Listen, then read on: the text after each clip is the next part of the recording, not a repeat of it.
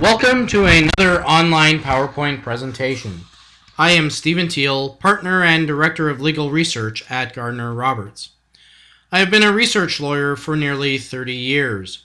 In this presentation, I will be discussing issues related to Ontario's next stage of reopening the economy, Stage 2.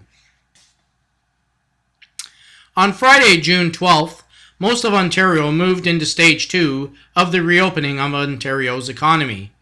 The Ontario government decided to take a regional approach to the reopening. The regional approach is based on trends of key public health indicators, including the spread of the COVID-19 virus, containment of the spread, and health system capacity. In Stage 2, the Ontario government is reopening more businesses and services and is opening more public spaces. To help businesses reopen, the government has published more than 100 guidance documents in association with health and safety associations. As already stated, most of Ontario has moved into Stage 2. Accordingly, it is easier to list which regions are currently still in Stage 1. They are Durham Region, Haldimand-Norfolk, Halton, Hamilton, Sarnia-Lambton, Niagara, Peel, Toronto, Windsor-Essex County, and York Region. However, on Friday, June 19th, some of this list of regions will also be moving to Stage 2. The regions moving to Stage 2 will be Durham, Haldimand-Norfolk, Halton, Hamilton, Sarnia-Lambton, Niagara, and York Region. At Stage 2, a large group of businesses will be allowed to reopen their doors for business.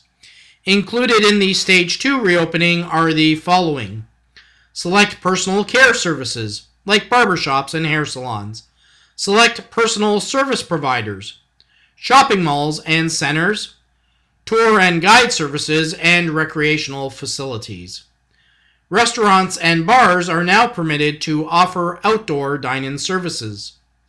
A more complete list of the businesses that can reopen at Stage 2 can be found in a government document called A Framework for Reopening Our Province, Stage 2. But to help better understand which businesses can reopen, let's take the time to examine some of them here. With respect to personal care facilities, this includes the following businesses: hair service businesses like barbershops and hair salons, beauty salons, shops, and parlors, such as beauticians, estheticians, cosmetology shops or salons, manicure and pedicure salons. Diet centers, diet workshops, weight control clinics, and weight reduction centers can reopen as well, as can piercing services, day spas, tanning salons, and tattoo studios. In reopening, these businesses are expected to protect their customers. Accordingly, physical distancing must be maintained, and where it cannot be maintained, face coverings and masks must be worn. This applies to both customers and workers. Workers are also required to wear gloves. To ensure physical distancing of customers, the number of customers in a business should be limited. In addition, these businesses cannot provide services that tend to a customer's face. Any steam rooms, saunas, and bathhouses must remain closed, and baths, hot tubs, floating pools, and sensory deprivation pods must also remain closed.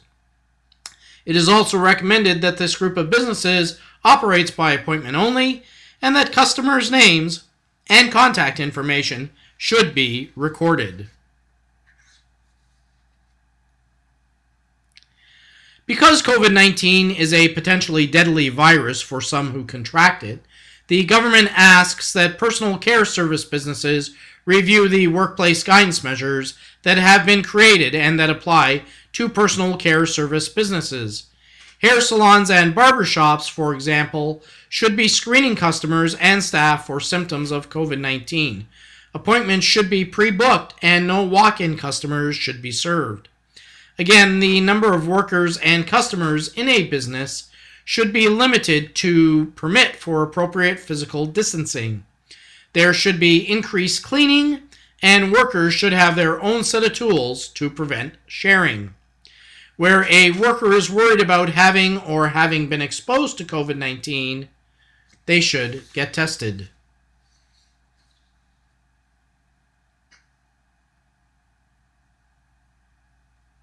Another important group of businesses that will be allowed to reopen at Stage 2 are restaurants and bars. This group of businesses has been particularly hard hit by the economic shutdown caused by COVID-19. These businesses, which have been allowed to provide for pickup and delivery orders, will now be allowed to offer outdoor dine-in services, whether it is a patio, curbside, or parking lot setting. Again, physical distancing measures should be maintained, and these businesses should use reservations, limit the number of patrons in the outdoor space, and ensure that there is sufficient distance between tables. The use of indoor facilities will be limited to food pickup, payment, washroom use, and other health and safety purposes. To help these businesses, liquor licenses that normally might cover only indoor space or select patio space can be extended provided that certain conditions are met. 1. The physical extension of the premises must be adjacent to the premises to which the license applies. 2. The local municipality must not object. 3. The license holder must demonstrate sufficient control over the extended premises. And 4. The license does not prohibit liquor sales on a patio. Again, an important focus on the part of government is the protection of customers. Accordingly, restaurants and bars must ensure physical distancing. There must be increased cleaning for frequently touched surfaces, and workers must wear face coverings at all times. People are reminded to frequently wash their hands and practice good hygiene. And for those who are worried that they have or have been exposed to COVID-19, they should get tested. Like personal care services and other businesses, restaurants, bars, and other food service businesses are strongly advised to review and adopt the workplace guidance that has been created for restaurants and bars. All shopping centers and malls in Stage 2 regions can now fully reopen to customers. Businesses in these malls are no longer restricted to online sales, curbside pickup, or delivery services. For food service establishments or restaurants in these malls, dine-in services are still prohibited. This includes dine-in services at food courts. Movie theaters and water parks within these malls are not allowed to reopen. As well, malls are expected to implement certain engineering and administrative controls, like adopting alternative operating hours, enhancing security, creating and enforcing walking patterns, limiting the number of people that can be in a business, removing gathering areas, and increasing the number of hand sanitizing stations. It is also recommended that people entering into a shopping mall be screened at entry points. Tour and guide services are also allowed to reopen under Stage 2. More specifically, with respect to tour services, tasting and tours for operators of on-site retail stores at wineries, breweries, and distilleries, for example, can now open. These businesses should operate, however, by appointment only, and the names of customers and their contact information should be duly recorded for the purposes of contact tracing in the event that either a worker or a customer contracts COVID-19. Physical distancing measures should also be adhered to. These businesses will be allowed to give customers tours of production areas, provided that the operators follow workplace guidance and public health measures to ensure product quality and cleanliness. And while eating or drinking can occur in licensed outdoor spaces, eating or drinking indoors is prohibited. At Stage 2, water and outdoor recreation facilities have also been allowed to reopen. This includes all indoor and outdoor swimming pools and outdoor splash pads and wading pools, including those in hotels, motels, condo parks, resorts, and other private facilities. However, slides and climbing structures must remain closed. As well, water parks and wave pools must remain closed. While change rooms and showers can be available to the public, these areas must be sanitized and disinfected. Other outdoor recreation like paintball, mini golf, archery, go-kart tracks, and other adventure activities can open too, but amusement parks and water parks must remain closed, and activities where equipment cannot be sanitized will not be permitted. A number of other considerations and restrictions must be kept in mind in relation to water and outdoor recreation. Again, physical distancing must be maintained. This applies to water-based fitness classes and swimming lessons.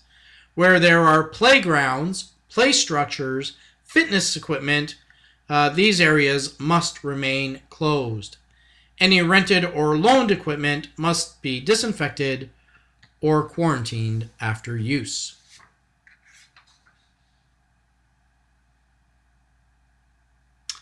Regardless of where you live in Ontario, the Ontario government is now permitting social gatherings of up to 10 people.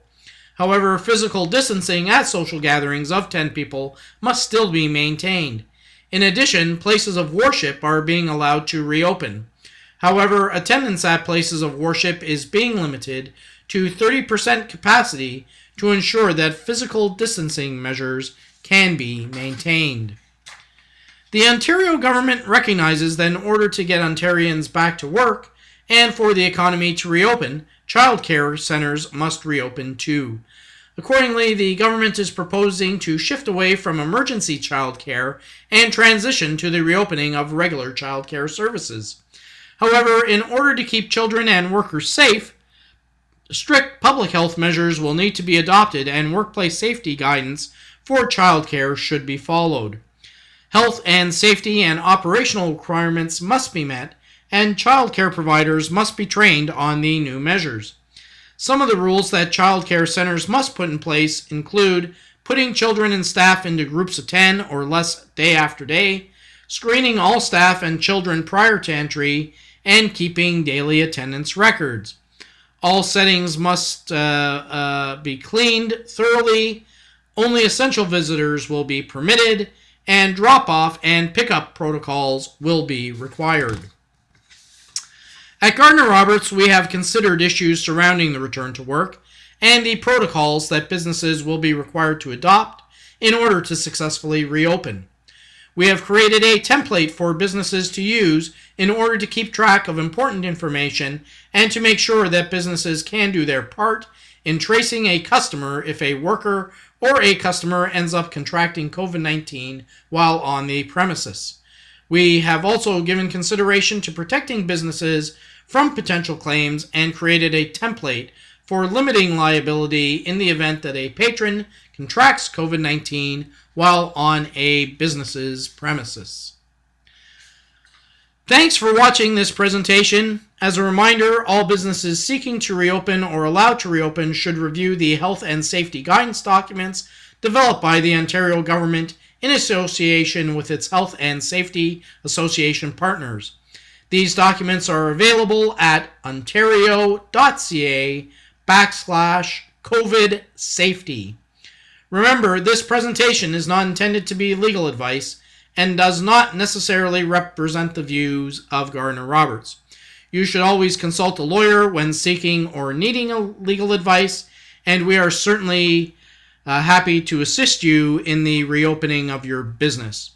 And please keep in mind that government measures and announcements in connection with COVID-19 can occur almost daily. Please don't forget to like this presentation, and please don't forget to subscribe to our YouTube channel. Thanks for watching.